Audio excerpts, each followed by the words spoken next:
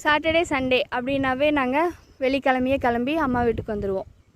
என்னங்கன்னா அம்மாங்க வீடு எங்களுக்கு வந்துட்டு ஒரு 10 கிலோமீட்டர்ஸ் அவ்வளோதான் டிஃப்ரெண்ட். என்னங்கன்னா அங்கே தெரியுது வந்து ஓதிமலை, இது வந்து அம்மா வீட்டுக்கு பக்கத்துலேயே தெரிகிற ஒரு சின்ன கரடு. இங்கே வந்துட்டு கொஞ்சம் நேரம் அப்படியே ரிலாக்ஸ் பண்ணிட்டு போனால் தான் எனக்கு கொஞ்சம் ரிலாக்ஸாக இருக்கும். ஏன்னா அங்கெல்லாம் அந்த வீட்டுக்குள்ளேயே இருக்கணும், அந்த சின்ன இடத்துக்குள்ளேயே இருக்கணும், பார்த்து மூஞ்சிவே ரிப்பீட்டாக பார்க்கணும். இங்கே மூஞ்சி எதுவும் பார்க்க தேவையில்லை, இருந்தாலும் கொஞ்சம் ரிலாக்ஸாக இருக்கும். இந்த மாதிரி நீங்கள் எந்த இடத்துக்கு போவீங்க லீவு டைமில்? அம்மா வீட்டுக்குன்னு மட்டும் இல்லை, லீவு டைமில் நீங்கள் எந்த இடத்துக்கு போவீங்க? எனக்கு இதுக்கு வந்து கொஞ்ச நேரம் இருந்துட்டு ஒரு சில இது சாப்பிட்டு போவேன். கள்ளிப்பழம் இருக்கும், அப்புறம் இழுகானுன்னு சொல்லுவோம், அதுவும் சின்ன கள்ளி மாதிரி இருக்கும். அது நான் காட்டுறேன், அது சாப்பிட்ருக்கீங்களான்னு சொல்லுங்கள். அது நான் சாப்பிடுவேன்.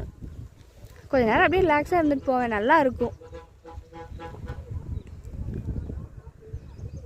அப்புறம் இங்கேருந்து பார்த்தீங்கன்னா அந்த பக்கம் பார்த்தீங்கன்னா அது திம்பம் தாளவாடி போகிற மலை.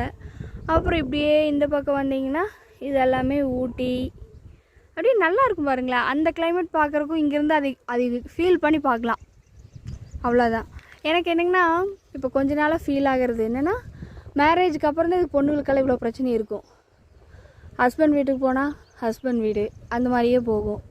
அம்மா வீட்டுக்கு வந்து இது அம்மா வீடு, எங்களுக்குன்னு ஒரு வீடு, நம்ம வீடு. கல்யாணத்துக்கு முன்னாடி வரைக்கும் எங்கள் வீடு அப்படி சொல்லிக்கிட்டே இருந்தோம். கல்யாணத்துக்கு அப்புறம் அம்மா வீடு ஹஸ்பண்ட் வீடு இப்படியே தான் போயிட்டு இருக்கே தவிர எங்கள் வீடு அப்படின்னு சொல்கிற மாதிரி எதை சொல்கிறதுனே தெரியாமல் போயிடுச்சு. நீங்கள் அப்படியெல்லாம் ஃபீல் பண்ணியிருக்கீங்களா? முக்கியமாக இது பொண்ணுங்களுக்கு தான். ஏன்னா எனக்கு அப்படியே தோணிக்கிட்டே இருக்கும். அப்புறம் 2வது நாள் ஞாயிற்றுக்கிழமையும் மூட்டை முடிச்செல்லாம் கட்டிட்டு திரும்ப அங்கே போகணும், திரும்ப வேலையெல்லாம் நடக்கும், ஒரே கூத்தாக இருக்கும். தேங்க்யூ.